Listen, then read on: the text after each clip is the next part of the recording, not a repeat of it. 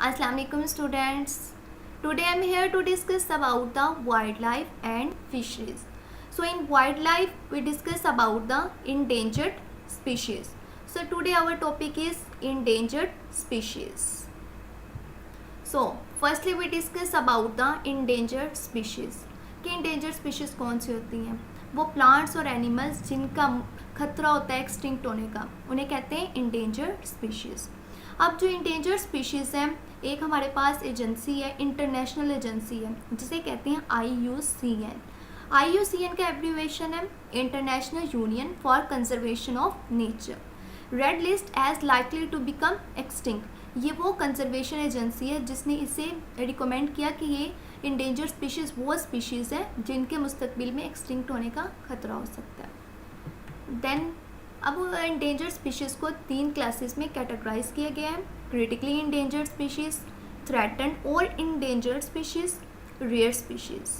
अब हमने सबसे पहले डिस्कस करना है थ्रेटन्ड स्पीशीज़ को, कि वो कौन सी थ्रेटन्ड स्पीशीज़ हैं जिसे थ्रेटन्ड स्पीशीज़ का नेम दिया गया है. सो थ्रेट से नेम इंडिकेट होता है, थ्रेट मतलब खतरा. वो स्पीशीज़ जिनका मुस्तकबिल में इंडेंजर्ड होने का खतरा है उन्हें कहते हैं थ्रेटन्ड स्पीशीज़.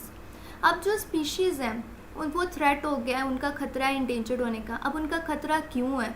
क्योंकि लिमिटेड रिसोर्सेज की वजह से, हैबिटेट डिस्ट्रक्शन की वजह से, या वो इन्वायरमेंट प्रोवाइड नहीं हो रहा जो उन्हें इन्वायरमेंट चाहिए अपनी सर्वाइवल के लिए.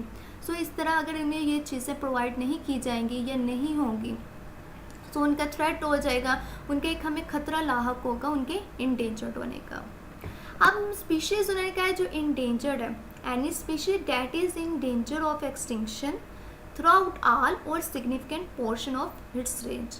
अब जो स्पीशीज़ इंडेंजर्ड हो जाती हैं ये पूरे इलाके में भी हो सकती हैं या एक स्पेसिफिक पोर्शन में भी इंडेंजर्ड हो सकती हैं, कि वहाँ पे स्पीशीज़ इनके मुस्तकबिल में एक्सटिंक्ट होने का भी हमें खतरा हो सकता है. ज़रूरी नहीं है कि ये एक पूरा शहर हो उसी को हम रिकमेंड करें कि यहाँ पे स्पीशीज़ इंडेंजर्ड है.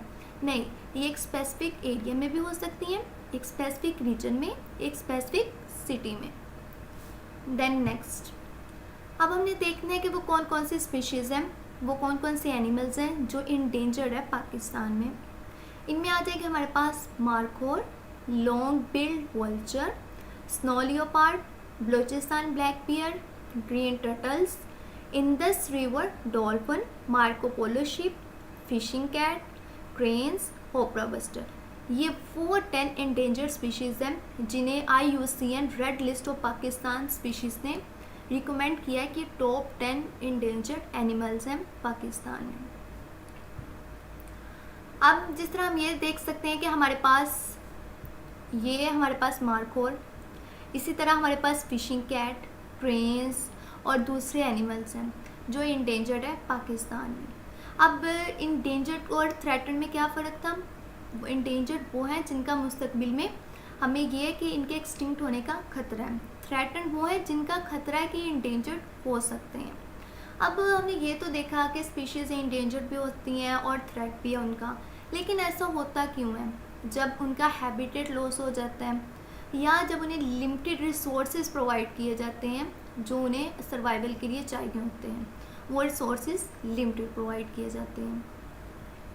नेक्स्ट अब हमने देखना है, जो हमने स्पीशीज़ को डिवाइड किया था 3 कैटेगरी में, अब हमने देखना है क्रिटिकली इंडेंजर्ड स्पीशीज़. अब ये कॉमन सी टर्म्स हैं जिनका हमें नेम से इंडिकेट हो जाता है कि क्रिटिकली इंडेंजर्ड स्पीशीज़ वो होंगी जिनका बहुत ज़्यादा खतरा होगा मुस्तकबिल में एक्सटिंक्ट होने का. अब ये हम खुद से फ़र्ज़ नहीं कर लेते कि इनका मुस्तकबिल में ख़तरा होगा इन स्पीशीज़ का, इनका नहीं होगा. नहीं, इनके लिए परफेक्ट एजेंसीज बनी हुई हैं, जिस तरह IUCN, WWF और हमारे पास दूसरी एजेंसीज हैं जो इस पे काम करती हैं. जो एजेंसीज ये रिकमेंड करती हैं अपने पूरे वर्क के ज़रिए, ये स्पीशीज़ डेंजर्ड है, ये स्पीशीज़ इंडेंजर्ड है, ये थ्रेटन्ड है, ये एक्सटिंक्ट हो गई है, या ये क्रिटिकली इंडेंजर्ड स्पीशीज़ है. तो अब हमने देखना है IUCN ने जो स्पीशीज़ का कहा है क्रिटिकली इंडेंजर्ड, उनको कैसे डिफ़ाइन किया है. उन्होंने कहा है क्रिटिकली इंडेंजर्ड स्पीशीज़ वो स्पीशीज़ होती हैं जिनका मुस्तकबिल में एक्सटिंक्ट होने का बहुत ज़्यादा ख़तरा होता है.